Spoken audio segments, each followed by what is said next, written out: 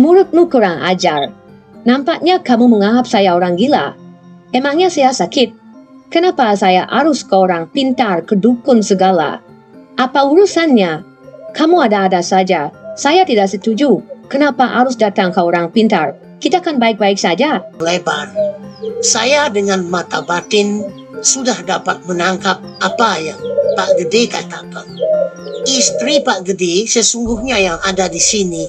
Ada yang mengikuti Pak Gede. Di sana ada sesosok laki-laki. Di tempatnya ia disebut raja. Ikuti terus cerita-cerita menarik dari kami. Cintai budaya kita dan literasi. Selamat menyaksikan, like, komen, subscribe, dan share. Pasangan Gede dan Rai adalah pasangan pengantin muda. Ia sangat harmonis karena mereka memang saling mencintai. Ia telah dikaruniai seorang anak. Namun ada saja hal-hal sebagai rintangan di rumah tangga. Ma, maafkan aku bertanya. Kamu setiap sore itu hilang, Ma. Kamu kemana, Ma? Pak, kamu jangan berpikir aneh-aneh kepada diriku, Pak. Kita sudah mempunyai anak. Apa yang kita lakukan dari dulu masih tetap seperti itu, Pak. Kita kan memang saling mencintai.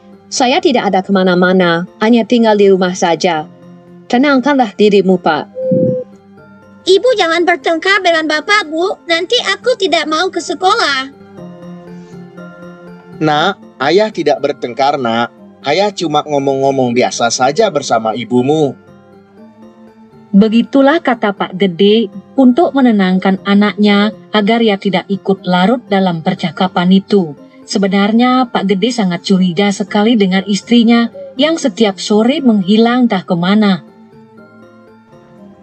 Untuk mendapatkan suatu kebenaran, agar ia tahu apa yang dilakukan istrinya, maka ia pun mengintip tindak tanduk istrinya. Aneh sekali sifat istriku itu.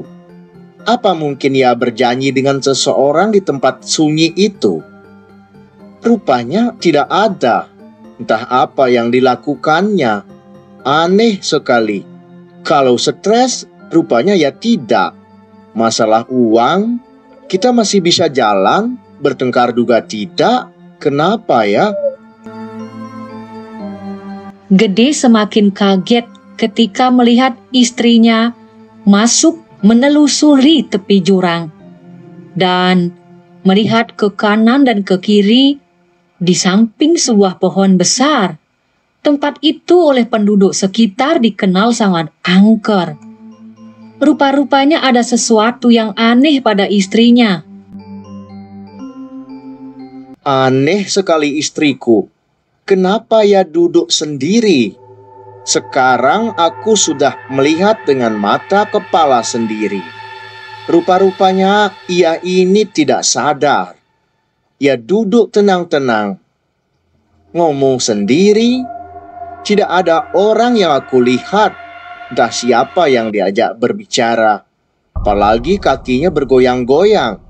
Sepertinya ia sedang melakukan percakapan dengan seseorang.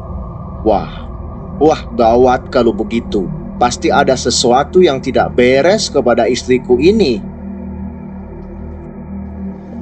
Ketika Gede telah menyaksikan langsung dengan mata kepala sendiri dan istrinya pulang, Gede pun harus berhati-hati menanyakan apa yang ia lakukan, karena setiap ditanyakan pasti ia marah. Bu, agar kita selalu bisa hidup tenang, Bu. Bagaimana kalau besok saya ajak Ibu ke rumah orang pintar? Agar pikiran kita berdua tenang, tidak terjadi prasangka yang bukan-bukan, Bu. Bagaimana, Bu? Apakah Ibu setuju? Wajah istrinya berubah tampak menunjukkan kemarahan. Mulutmu kurang ajar. Nampaknya kamu menganggap saya orang gila. Emangnya saya sakit? Kenapa saya harus ke orang pintar, ke dukun segala? Apa urusannya? Kamu ada-ada saja. Saya tidak setuju. Kenapa harus datang ke orang pintar? Kita kan baik-baik saja. Gede tetap bersabar karena ia menyadari yang berbicara itu bukanlah istrinya. Dengan mengajak istrinya dengan tujuan bersembahyang, Rai pun menyetujui agar ia tidak menolak, karena kalau disebut ke dukun atau ke orang pintar, pasti ia tidak mau. Gede mengajak istrinya ke rumah orang pintar karena ia sudah menangkap tanda-tanda bahwa istrinya bukanlah menderita penyakit medis. Permisi, Pak. Permisi, Pak. Permisi, Pak. Permisi, Pak. Di sekitar rumah dukun itu suasananya sangat menyeramkan dan ada aura magis. Silahkan masuk. Siapa yang di luar? Ayo silahkan masuk. Mohon maaf, Juru Dukun. Saya minta tolong. Terus terang saja, saya mengalami masalah. Istri saya mengalami suatu penyakit yang aneh. Dia sering menghilang, Juru Dukun, dan pergi ke belakang rumah saya. Di sana ada sungai. Menurut orang-orang di sekitar tempat saya, konon tempat itu adalah tempat yang keramat dan angker dihuni oleh berbagai makhluk halus. Di sanalah istri saya sering bengong sendiri. Saya sudah dapat mengintipnya, Juru Dukun, dengan mata kepala saya sendiri. Tetapi kalau saya tanya, ia pun tidak mengaku, Juru Dukun. Tenang dan sabar, Pak Gede. Walaupun Pak Gede tidak menjelaskan secara panjang lebar, saya dengan mata batin sudah dapat menangkap apa yang Pak Gede katakan. Istri Pak Gede sesungguhnya yang ada di sini, ada yang mengikuti Pak Gede. Di sana ada sesosok laki-laki. Di tempatnya ia disebut raja. Ialah yang mengincar istri Pak Gede. Terus terang, ia sekarang ini juga ada di sini. Makanya kalau Pak Gede mengajak berobat, pasti ia tidak mau. Tenanglah, Pak Gede. Baru sang dukun hanya mengambil dupa saja. Istri Pak Gede sudah mulai kesurupan.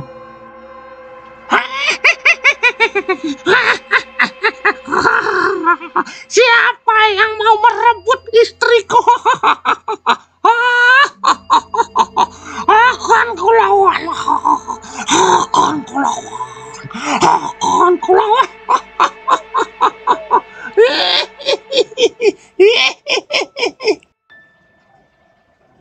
Suasana pun menjadi sangat menegangkan. Itulah yang terjadi, Pak Gede. Di istri Pak Gede itu ada roh jahat yang menginginkan istri Pak Gede menjadi istrinya, karena istri Pak Gede adalah milik sesuatu yang dibawa dari sejak lahir.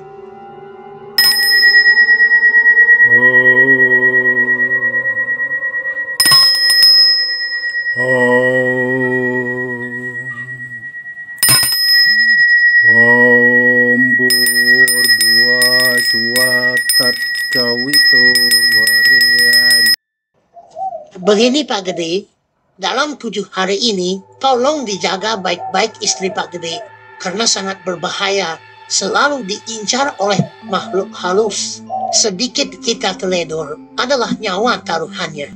Usahakan dipantau, jangan berikan keluar rumah sementara ini, Pak Gede.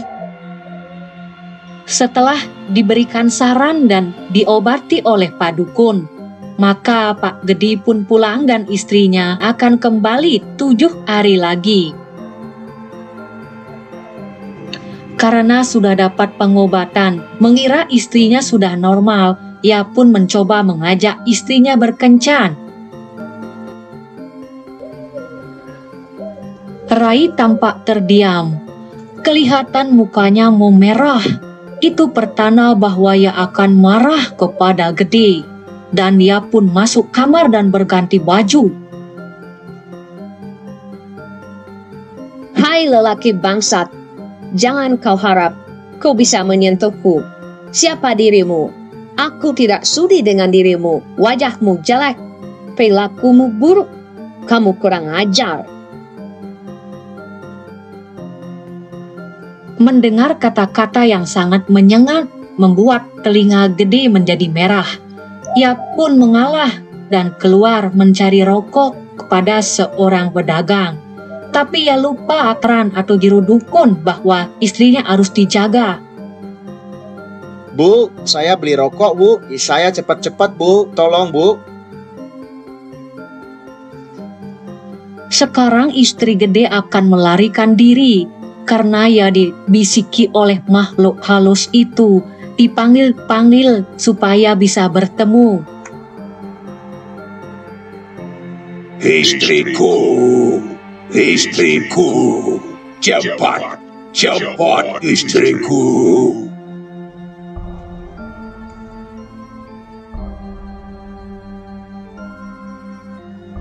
Rai pun berlari kencang menuju tempat biasanya di mana ia sering duduk agar ia bisa bertemu selamanya.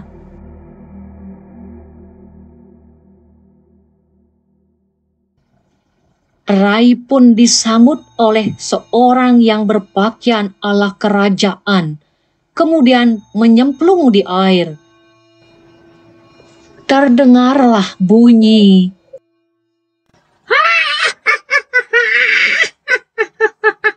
Akhirnya kita bisa menyatu.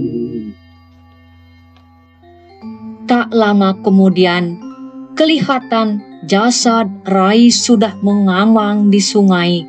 Sesungguhnya Rai masih hidup di alam lain dengan pasangan suaminya yang baru yang merupakan Raja Wong Samar.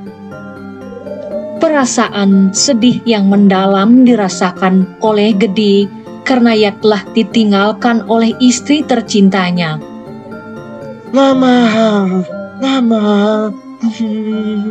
kenapa kau tega meninggalkan diriku, Ma?